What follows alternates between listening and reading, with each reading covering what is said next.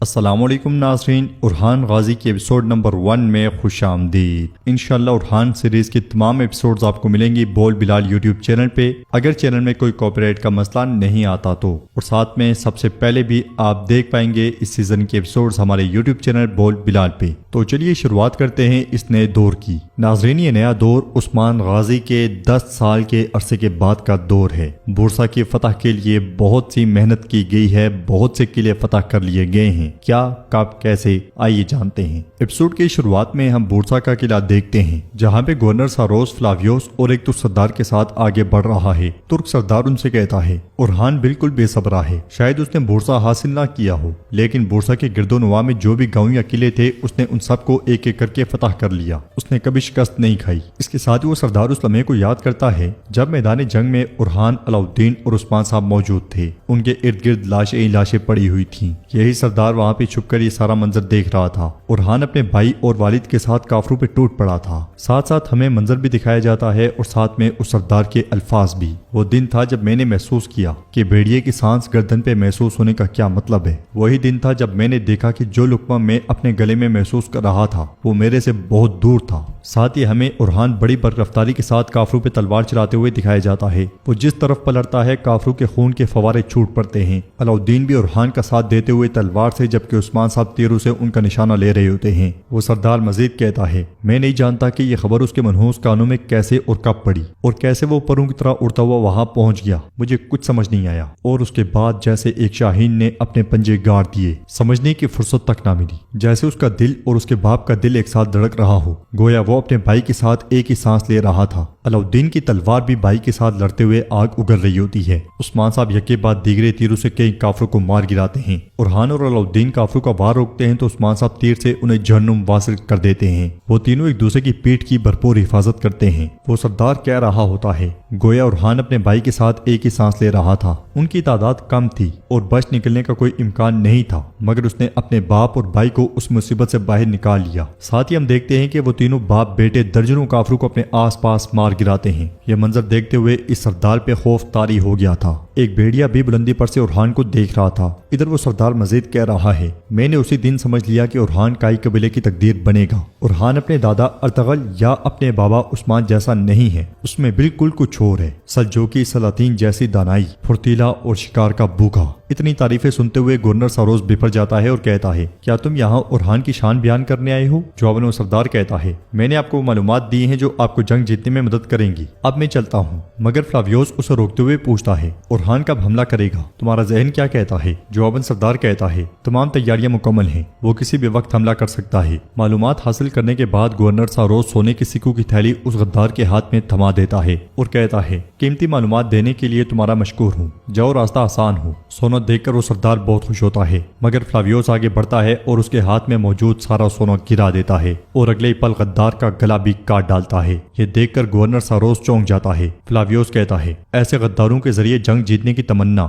اپنی ہی قوم کی توہین ہے اور ہم ایسا کبھی نہیں کریں گے۔ ہمیں جو معلومات چاہیے تھی ہم نے حاصل کر لی ہے۔ یہ سن کے ساروس اسے تھپکی دیتا ہے اور آگے بڑھ جاتا ہے۔ ناظرین، اس کے بعد ہم بورسا کے بالکل پاس ایک گھنے جنگل میں کائیوں کی قرارگاہ دیکھتے ہیں، جہاں پہ سپاہی کام کاج میں مصروف ہوتے ہیں۔ منجنیقیں تیار کی جا رہی ہوتی ہیں، تلواریں بن رہی ہوتی ہیں کہ اسی لمحے گھوڑے پر سوار ارحان قرارگاہ میں داخل ہوتا ہے۔ پتلا دبلا لیکن پھرتیلا نظر آنے والا ارحان خیمے کے سامنے پہنچتا ہے اور گھوڑے سے اتر جاتا ہے۔ ارحان خیمے میں جانے کے بعد ہاتھ دھونے لگتا ہے اور کارا خلیل ارحان کے پاس آ کر پوچھتا ہے ارحان بھی آپ کہاں تھے؟ مگر اسی لمحے ارحان دیکھتا ہے کہ سامنے والے خیمے میں سردار اور سپاہیوں کے درمیان بحث جاری ہے۔ یہ دیکھ کے ارحان کو بہت غصہ آتا ہے اور وہ کارا خلیل سے پوچھتا ہے تم بتاؤ کیا تم بھی ایسا ہی کرتے تھے؟ تو کارا خلیل کہتا ہے سپاہی بلابان اور اوچی آپس میں الجھ گئے ہیں۔ یہ سن کے ارحان کہتا ہے خلیل کیا تم جانتے ہو؟ وہ سمجھتے ہیں کہ جنگ ان دیواروں کے سامنے ہے، جبکہ اصل جنگ تو اس مجلس میں ہے۔ مجھے بتاؤ کیا دیواروں کو فتح کرنا مشکل ہے یا میرے بابا کے شاندار سرداروں کو؟ خلیل کہتا ہے حضور آپ کا امتحان بھی یہی ہے۔ ناظرین، اس کے بعد ہم دیکھتے ہیں کہ بورسا میں بوران بازنطینی لباس زیبتن کیے آگے بڑھ رہا ہے۔ وہ بہت ہی زیادہ محتاط دکھائی دیتا ہے۔ وہ پنجرے میں سے کبوتر نکالتا ہے، سیڑھی کے پاس جاتا ہے، اس میں خبر ڈالتا ہے اور اڑا دیتا ہے، پھر اپنا چہرہ ڈھانپ کر آگے بڑھ جاتا ہے۔ ادھر قرارگاہ میں سپاہی ارحان کو ذرا پہنا رہے ہوتے ہیں، جبکہ ارحان کی نظریں مسلسل سامنے والے خیمے پہ ہوتی ہیں۔ سامنے خیمے میں دمرل چلاتے ہوئے اوچی سے کہتا ہے تم شکاری کو سامان مہیا کرنے میں ناکام رہے ہو، تمہیں وقت پہ ضرورتیں پوری کرنی چاہیے تھی،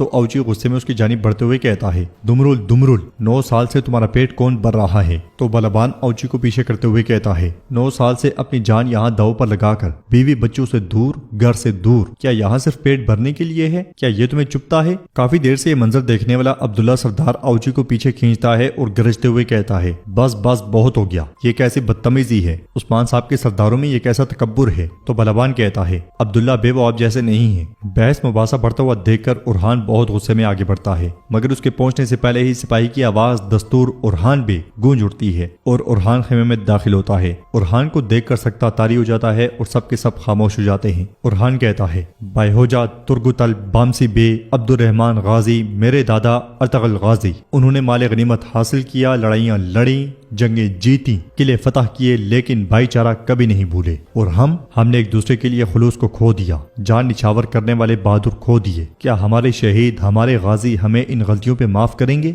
वो सब एक जुबान होकर कहते हैं, माफ कर दे उरहान बे। तो उरहान उनसे कहता है, मुझसे नहीं, शोहदा से और गाजियों के सरबराह उस्मान साहब से माफी तलब करें। यह सुन के सरदार शहनशाह कहता है, लेकिन क्या शोहदा और गाजी तुम्हें माफ कर पाएंगे उरहान बे? तो उरहान कहता है, हमारे सर हर वक्त उनके रास्ते में कुर्बान होने के लिए तैयार हैं, लेकिन जरा बताएं कि आपने ऐसा क्यों बोला? क्या है हमारा जुर्म और क्या है हमारा गुनाह? जवाबन शहनशाह कहता है, फौज तैयार है, हमारे एसाब कुमान की तरह खींचे हुए हैं, अगर वो सबर का पत्थर भी होता तो अब तक फट जाता, टूट जाता। 9 साल से हम शहर बुरसा का मुहासरा किए हुए हैं, हमने उसके आसपास के तमाम किले गिरा दिए हैं, मगर अब भी हम मुहासरा किए हुए हैं। हम उन दीवारों को क्यों नहीं तोड़ते, क्यों नहीं गिराते? हम काफिर का सर क्यों नहीं काटते? हम क्यों पत्थर पे पत्थर और धड़ पे सर छोड़ देते हैं? उरहान बे बताए उरहान बे, वरना आपकी फौज भूखे बेड़ियों की तरह एक दूसरे को खा जाएगी। तो उरहान कहता है, आज रात बुरसा के दरवाजे खोल दिए जाएंगे। यह सुन के औची हैरानगी से कहता है, आज रात? बलबान भी कहता है, आज रात? सरदार शहनशाह पूछता है, आज रात कैसे? आज की रात अब कहां से आ गई?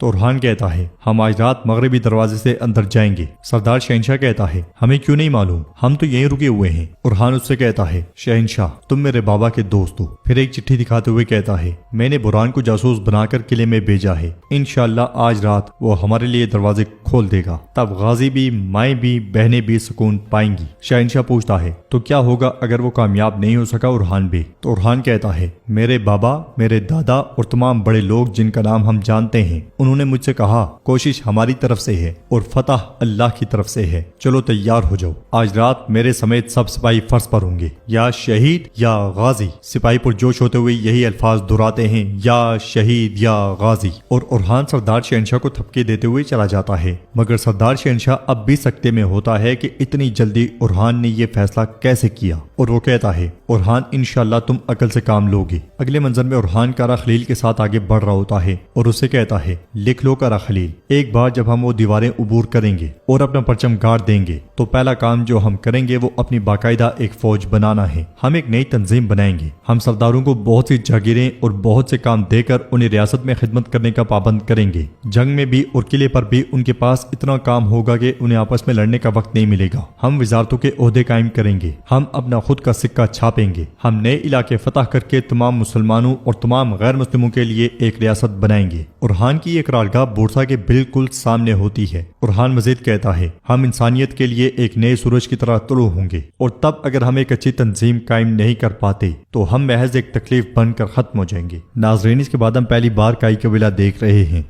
जहाँ पे सिपाही मशकू में मसरूफ हैं। सिपाहियों के पास ही उस्मान गाजी उरहान गाजी के बेटे यानी के अपने पोतों के साथ मश्क में मसरूफ हैं। मलून खातून हफ्सा के साथ खड़े होकर ये सारा मंजर देख रही हैं। कुछ देर की मश्क के बाद उस्मान साहब उनसे प्यार करते हुए कहते हैं, तुम कितनी कोशिश करते हो ये अहम नहीं है, अहम यह है कि तुम लड़ाई के वक्त अपने असाब पे कैसे काबू पाते हो और पुरसकून रहते हो। तो बड़ा बेटा सुलेमान कहता है, अगर हम बहुत मश्क करें तो क्या एक दिन आपको हरा पाएंगे? जवाब में उस्मान साहब कहते हैं, यकीनन हराओगे, लेकिन अहम यह नहीं कि हम एक दूसरे को हराएं, बल्कि अहम यह है कि हम एक होकर दुश्मन को कैसे हराएं। कासिम कहता है, मेरे वालिद और अलाउद्दीन चचा की तरह? उस्मान साहब कहते हैं, हाँ बिल्कुल वैसे ही, मेरे उरहान और अलाउद्दीन की तरह। चलो जारी रखो, माशाल्लाह मेरे पोते।